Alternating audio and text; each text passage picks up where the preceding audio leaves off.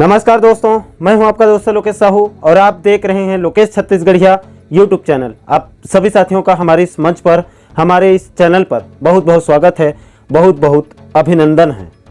दोस्तों, जैसे कि आप सभी साथियों को पता है कि कल 20 सितंबर को वित्त विभाग की तरफ से, छत्तीसगढ़ शासन वित्त विभाग मंत्रालय की तरफ से ओपीएस एनपीएस की राशि की कटौती को लेकर एक आदेश जारी किया गया था। आपको पता होगा कल रात को, और इसके संबंध में मैंने कल एक वीडियो बनाया था और इस वीडियो में आप लोगों को बताया था।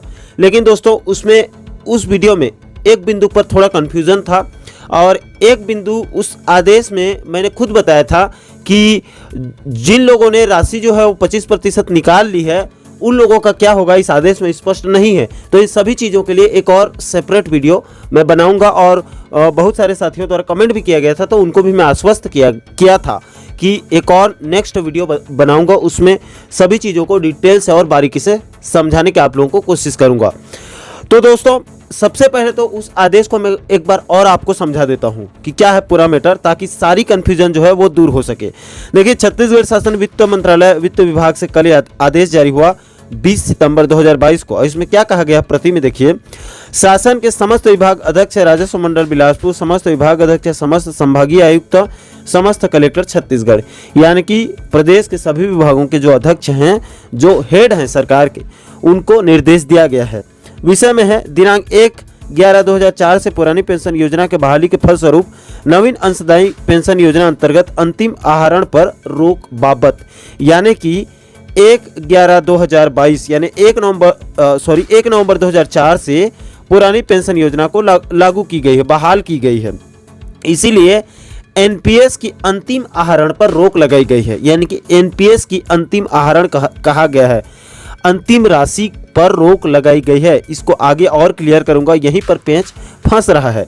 संदर्भ में देखिए, यहाँ पर कहा गया है 8 अप्रैल 2022 को एक वित्त निर्देश जारी किया गया था, 2 वित्त निर्देश जारी किया गया था, एक 11 मई 2022 और एक 4 अप्रैल 2022 को। इसी के संदर्भ में इस आदेश को जारी किया गया है। आगे आप और देखिए, संदर्भित वित्त निर्देश क्रमांक 202 F 216/4 इतना में दिनांक 8 अप्रैल 2022 के द्वारा दिनांक 1/11/2004 से लागू नवीन अंशदायी पेंशन योजना के स्थान पर पुरानी पेंशन योजना यानी कि ओपीएस राज्य के कर्मचारियों हेतु लागू किए जाने का सामान्य भविष्य निधि की कटौती लागू किए जाने का निर्णय लिया गया है। राज्य शासन के शासकीय सेवकों के अप्रैल माह के वेतन से नियमानुसार सामान्य भविष्य निधि की कटौती किए जाने हेतु निर्देश प्रसारित किए गए हैं। यानी कि दोस्तों, 1/11/2004 से प्रदेश में जो है वो पुरानी पेंशन योजना लागू है, इसीलिए नवीन अंशदायी पेंशन योजना के स्थान पर पुरानी पेंशन योजना को लागू कर दी गई है। इसलिए राज्य शासन के कर्मचारी सेवकों को, शासकीय सेवकों को अप्रैल माह से उनका जो है वो ओपीएस में कटौती शुरू हो गया है, सामान्य भविष्य निधि में कटौती किए जाने के निर्देश दिए गए हैं। ये क्लियर है।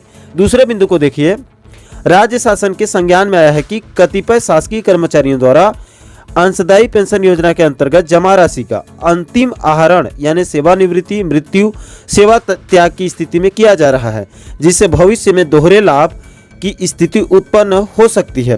पुरानी पेंशन योजना लागू होने के पश्चात अंशदायी पेंशन योजना के अंतर्गत आहरण किया जाना सर्वथा अनुचित है। यानी कि दोस्तों, अभी राज्य शासन, ये राजस्थान में भी ये मैटर आया है कि अभी क्या हो रहा है, बहुत सारे कर्मचारियों द्वारा जो है वो अंतिम आहरण कर दी जा रही है। अंतिम आहरण यानी कि जो उनकी राशि है एनपीएस की, उसको निकाल लिया जा रहा है, ये कहा गया है। और चूंकि ओपीएस लागू है, इसीलिए ये गलत है, एक साथ सभी राशि को निकालना गलत है कहा गया है। इसमें भविष्य में दोहरे लाभ की स्थिति उत्पन्न हो सकती है। यानी कि अभी मान लो कोई सेवानिवृत्त हो रहे हैं, रिटायर्ड, या फिर किसी की मृत्यु हो जा रही है या सेवा त्याग की, इन तीनों कंडीशन पर अगर आप अपनी एनपीएस की सभी राशि को निकाल लेंगे तो आपको भविष्य में मान लो फिर ओपीएस का लाभ मिलेगा। तो ये तो आपके लिए दोहरा लाभ हो गया। एक तो अभी आप सभी राशि को निकाल ले रहे हैं और उसके बाद फिर आपके लिए ओपीएस लागू होगा, तो भविष्य में आपको एनपीएस की अपना सभी राशि को आप निकाल लिए, उसके बाद ओपीएस जैसे लागू है तो आपको बाद में ओपीएस मिलेगा, तो ये दोहरा लाभ हो जाएगा और शासन को इससे नुकसान होगा, ये कहा गया है। अतः तीसरे बिंदु पर देखिए, अतः राज्य शासन द्वारा समस्त शासकीय सेवकों के लिए पुरानी पेंशन योजना लागू किए जाने के कारण नवीन अंशदायी पेंशन योजना के अंतर्गत जमा राशि का अंतिम आहरण पर रोक लगाई जाती है। यानी कि अंतिम आहरण नहीं करना है, यानी कि एनपीएस का पूरा जमा राशि नहीं निकालना है, जिससे कि दोहरा लाभ हो सके, ये कहा गया है। और इसीलिए इस अंतिम आहरण पर रोक लगाई जाती है। अंतिम आहरण राशि पर पूरी तरह से यहाँ पर रोक लगा दी गई है। यह है दोस्तों पूरा मैटर, यहीं पर थोड़ा सा कंफ्यूजन था सभी को।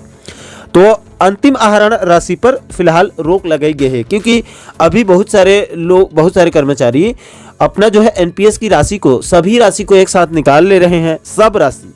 कई सारे केसेस ऐसे भी हैं जो सभी राशि को एक साथ निकाल ले रहे हैं। तो ऐसे में क्या होगा, उनको भविष्य में फिर ओपीएस का लाभ दिया जाएगा, तो उनके लिए दोहरा लाभ हो जाएगा। इसीलिए कहा गया है कि अंतिम आहरण राशि पर फिलहाल रोक लगाई जाती है।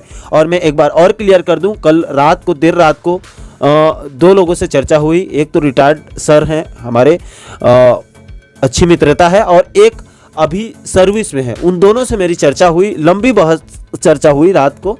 तो उन्होंने बताया, मैंने पूछा उनसे कि जो लोग 25% राशि निकाले हैं, पहले ही निकाल चुके हैं, उनके लिए क्या है। तो उन्होंने साफ बताया कि उनके लिए कोई दिक्कत नहीं है, उनके 25% राशि को बाद में काट ली जाएगी, उनके लिए कोई समस्या फिलहाल इस वक्त नहीं है। लेकिन अभी की स्थिति में है दोस्तों, मान लो क्या है, बाद में फिर शासन की तरफ से कोई और दिशा निर्देश आदेश जारी हो जाता है और उसमें कुछ अलग कह दिया जाता है, वो अलग मैटर होगा।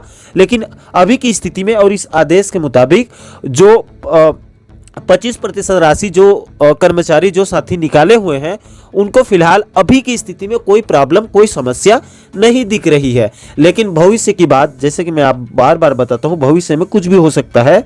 अगर आने वाले समय में अगर शासन प्रशासन की तरफ से, वित्त विभाग की तरफ से कोई और आदेश जारी कर दिया जाता है, वो अलग बात होगी। लेकिन अभी की स्थिति में और इस आदेश के मुताबिक जो 25% राशि निकाल ली है, उनको कोई दिक्कत नहीं है। बाद में उनके 25% राशि को काट ली जाएगी और उनको ओपीएस का लाभ मिलेगा। वो वित्त विभाग अपने तरफ से उसको एडजस्ट करेगा। लेकिन भविष्य में मान लो और कोई आदेश निर्देश अगर जारी हो जाते हैं, तो उस कंडीशन पर कहना मुश्किल है। लेकिन अभी की स्थिति में जो लोग राशि निकाल लिए हैं 25%, उनको कोई दिक्कत नहीं होने वाली है। नीचे देखिए, छत्तीसगढ़ के राज्यपाल के नाम से आदेशानुसार अतीश पांडे जी संयुक्त सचिव, उनका बाकायदा हस्ताक्षर है। तो यह है दोस्तों, कल जो 20 सितंबर को आदेश जारी किया गया था वित्त विभाग की तरफ से, दोहरी लाभ हो रही है, इसीलिए अंतिम आहरण राशि पर निकालने पर फिलहाल रोक लगाई गई है। आशा करता हूं आप इस वीडियो के माध्यम से सभी मैटर को अच्छे से समझ गए होंगे। इसके बाद भी आपका और कोई सवाल है और कोई डाउट है तो नीचे आप कमेंट सेक्शन में ज़रूर हमें बताइए दोस्तों, हम कोशिश करेंगे उस पर रिप्लाई देने के लिए। और आपके और भी कोई सवाल है तो भी आप कमेंट कर सकते हैं। और साथ ही साथ प्रदेश के इसी प्रकार के महत्वपूर्ण मुद्दों पर आगे भी आप वीडियो देखना चाहते हैं तो हमारे साथ आप बने रहिए।